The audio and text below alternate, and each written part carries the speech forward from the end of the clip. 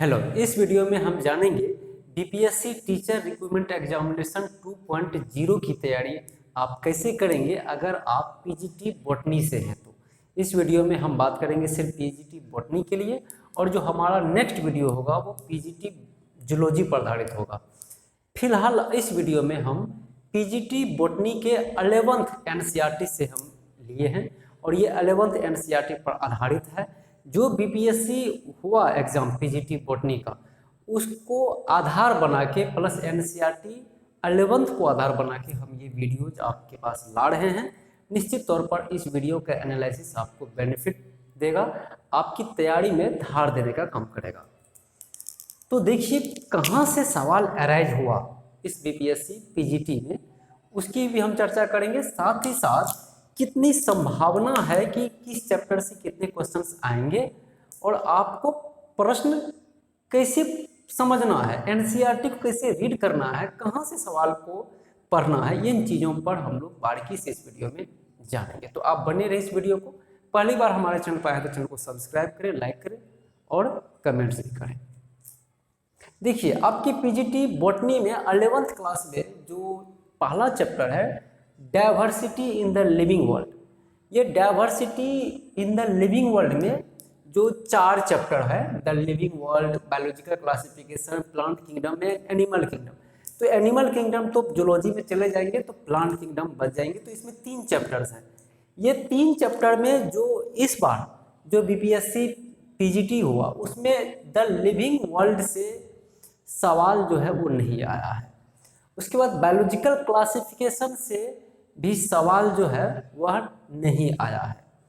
ठीक है, plant kingdom से सवाल आया है, प्लांट किंगडम से सवाल आया है। ध्यान दीजिए, प्लांट किंगडम से सवाल आया है, प्लांट किंगडम से सवाल आया है। उसके बाद आइए जो दूसरा आपका जो यूनिट है वो ज़्यादातर ये मॉर्फोलॉजी पर आधारित है। तो morphology of flowering plants, anatomy of flowering plants. तो ये मॉर्फोलॉजी ऑफ फ्लावरिंग प्लांट से भी कुछ सवाल आए हैं, एनाटॉमी से भी सवाल आए हैं। तो आपको मॉर्फोलॉजी ऑफ फ्लावरिंग प्लांट्स, क्योंकि बॉटनी है तो निश्चित तौर पर प्लांट मॉर्फोलॉजी तो सवाल आएगा ही, और एनाटॉमी जो है प्लांट एनाटॉमी पर आधारित सवाल आएंगे। ये तो कॉमन सी बात है और सवाल इसमें पूछा गया भी है। साइटोलॉजी में सवाल, साइटोलॉजी में सवाल सेल से भी पूछा गया है, जो हमारा तीसरा यूनिट है। सेल से भी सवाल आया है, बायोमोलिक्यूल से भी सवाल आया है, और cell cycle and cell division से भी सवाल आया हुआ है।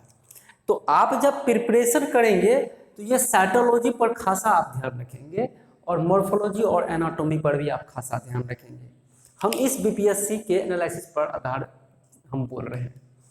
उसके बाद आइए प्लांट फिजियोलॉजी में। प्लांट फिजियोलॉजी में ये ट्रांसपोर्ट इन प्लांट से 1 या 2 क्वेश्चन जो है वो आया है, 1 या 2 क्वेश्चन से वो आए हैं। मिनरल न्यूट्रिशन से सवाल आया है, 3 सवाल आए हैं मिनरल न्यूट्रिशन से। कितने सवाल आए हैं?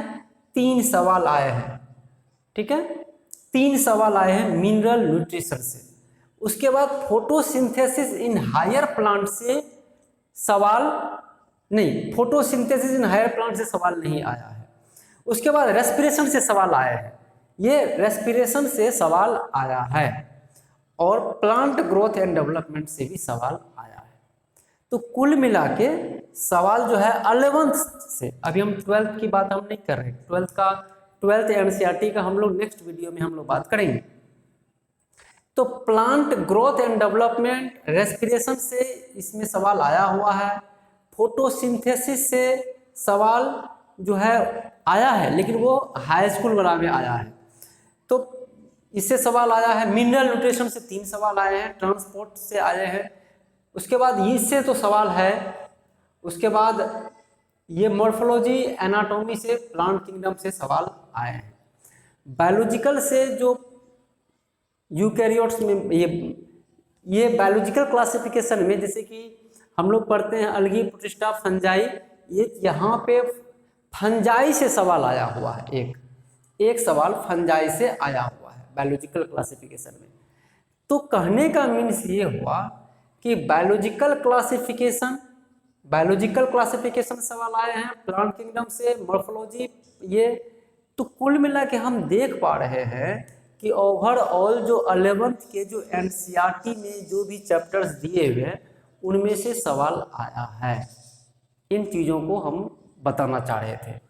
तो अगर इस बार भी बीपीएससी टीआरई में, इस बार जो बीपीएससी टीआर होगा, टीआरई में आपकी क्या स्ट्रेटजी होनी चाहिए ताकि हम अधिकाधिक क्वेश्चंस पर अटेम्प्ट ले पाएँ। तो देखिए, पॉसिबिलिटी यह भी है कि निगेटिव हो, पॉसिबिलिटी यह भी है कि निगेटिव नहीं हो। जो भी स्थिति आएगी उसका तो अब सामना करना ही पड़ेगा। लेकिन अगर हम बात करें बीपीएससी टीचर रिक्रूटमेंट 2.0 में जो हम अब तैयारी कैसे करेंगे उस संदर्भ में, तो हमारे पास एक ही अस्त्र है कि एनसीईआरटी 11th क्लास के जो चैप्टर्स हमने यहाँ पे डिटेल किया है, इस चैप्टर्स को बारीकी से पढ़ने का। बारीकी से कैसे पढ़ने का कि जहाँ भी आपको एग्जाम्पल दिया हुआ है, जहाँ भी आपको एग्जाम्पल्स दिया हुआ है, वो एग्जाम्पल से रिलेटेड ज़्यादातर कोशिश ये है कि उसका ऑप्शन या तो डी दिया है या फिर ई दिया है। मीन्स ये हुआ कि एग्जाम्पल से जो सवाल आए हैं वो एग्जाम्पल से सवाल में ज़्यादा मोस्ट प्रोबेबल है वो डी, मोर देन 2, और ई नन ऑफ दी। क्योंकि बच्चे जब कोई डिफिनेशन को पढ़ते हैं तो उसका वहाँ पे एग्जाम्पल दिया हुआ रहता है, तो वो एग्जाम्पल तो हम लोग 2-3 एग्जाम्पल रहते हैं तो याद कर लेते हैं। लेकिन बीपीएससी ये सोचती है कि बच्चा 2-3 एग्जाम्पल याद रख लेगा, लेकिन अगर हम 2 या 3 से ज़्यादा देंगे तो बच्चे कन्फ्यूजन में पड़ जाएंगे, वो या तो डी देंगे वो या ई देंगे। कुछ ही क्वेश्चंस में जो है वो डायरेक्ट या तो ए या बी आया है या सी आया है, अन्यथा वो डी और ई ही आ जाता है। तो आप एग्जाम्पल को बड़ा ही बारीकी से आप देखेंगे। डायग्राम बेस्ड सवाल नहीं आया है इस बार, डायग्राम बेस्ड सवाल नहीं आया है, ये आप ध्यान में रखें। जैसे कि डायग्राम बेस्ड इस बार नहीं आया है।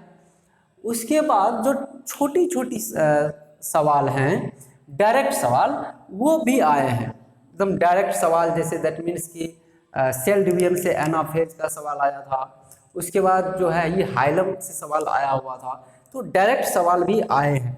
तो आप जो डायरेक्ट सवाल हैं, जो डायरेक्ट एकदम एनसीईआरटी के लाइन से डायरेक्ट उठाया हुआ है, डायरेक्ट फ्रॉम एनसीईआरटी लाइन, ये डायरेक्ट फ्रॉम एनसीईआरटी लाइन से अगर हम बात करें तो इन चीज़ों पर भी आपको फोकस करना है।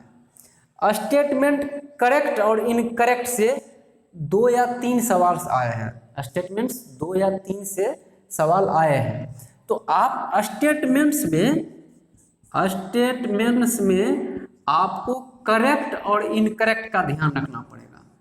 करेक्ट और इनकरेक्ट का ध्यान आपको रखना पड़ेगा, क्योंकि यहाँ से सवाल 2 या 3 क्वेश्चंस आए हैं, हम उसका एनालिसिस करेंगे। तो स्टेटमेंट्स पर आधारित, उसके बाद जो किस बॉटनी में किसका खोज किसने किया, मतलब डिस्कवरी से सवाल आए हैं, डिस्कवरी से भी सवाल आए हुए हैं। तो हमें क्या करना है कि हम जब भी एनसीईआरटी को पढ़ेंगे तो जो ब्लैकिश किया हुआ जितनी भी चीज़ें हैं, जितनी भी चीज़ें ब्लैकिश किया हुआ है, उन चीज़ों को समझना है। एक बार नहीं, उसको एटलीस्ट 5 बार पढ़ना है। आपको हो सके तो उसको कॉपी में लिखना भी है विथ एग्जाम्पल। क्यों? क्योंकि ये जो डी है और ई है, ये आपको वहाँ पे फंसा सकता है। तो इसीलिए डिफिनेशन जो है वो आपको बेहतर पकड़ आनी चाहिए। नहीं तो अगर थोड़ा सा भी आप वहाँ पे माइंड आपका स्लिप किया तो आप निश्चित हैं कि आप ई मार देंगे। इस पूरी संभावना है कि आप ई मार के आ जाएंगे। तो इसीलिए फर्स्ट सवाल ही था बॉटनी में कि उसका आंसर जो है वो बैक क्रॉस होता, और ऑप्शन में बैक क्रॉस दिया ही नहीं था।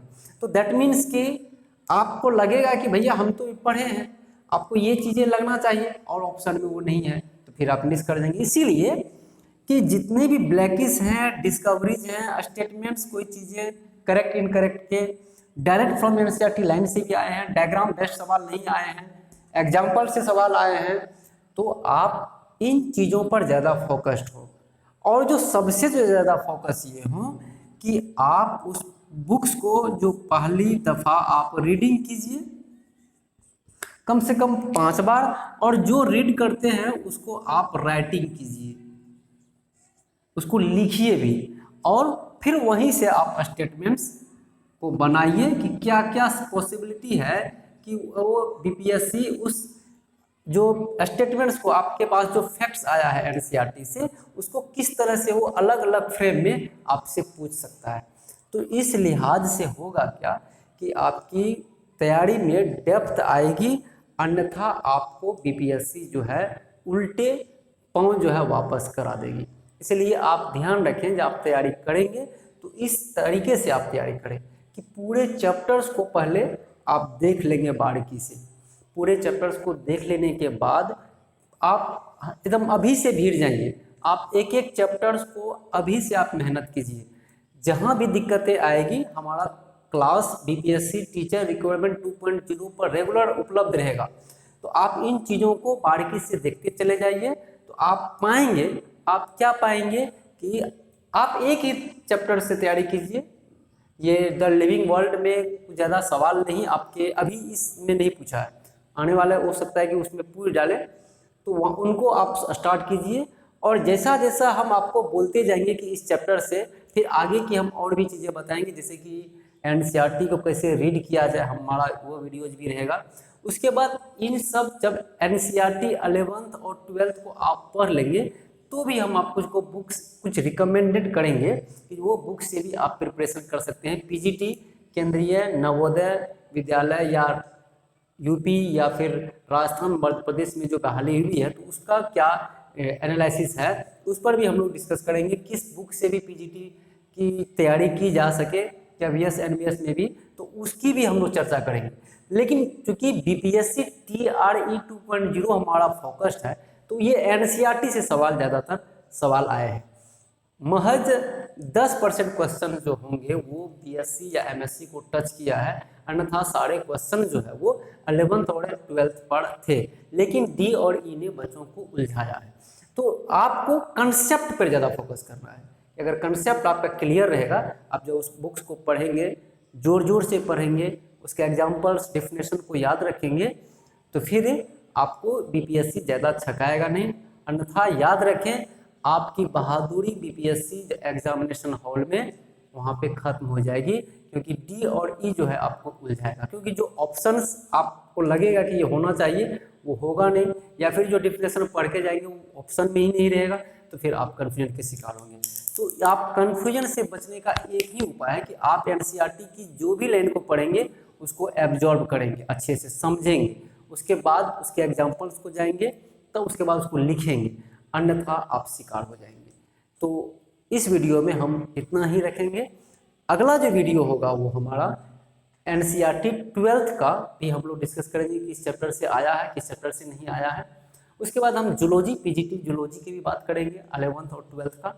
उसके बाद हम बात करेंगे कि एनसीईआरटी को कैसे रीड किया जाता है, क्योंकि एनसीईआरटी अभी के समय में लगता है कि बहुत पतली किताब है, लेकिन नहीं, एनसीईआरटी बायोलॉजी से हर तरह के सवाल आते हैं। इवन नीट, इवन जेआरएफ जैसे एग्जाम्स में भी एनसीईआरटी से सवाल आ जाते हैं, तो आप एनसीईआरटी को कमज़ोर मत समझिए।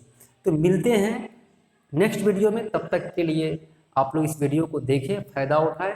किसी भी प्रकार की समस्या हो तो आप जरूर कमेंट्स करें, उस कमेंट्स का हमें इंतजार रहेगा और हम आपके जवाब देने के लिए भी तैयार रहेंगे। मिलते हैं नेक्स्ट वीडियो, तब तक के लिए धन्यवाद।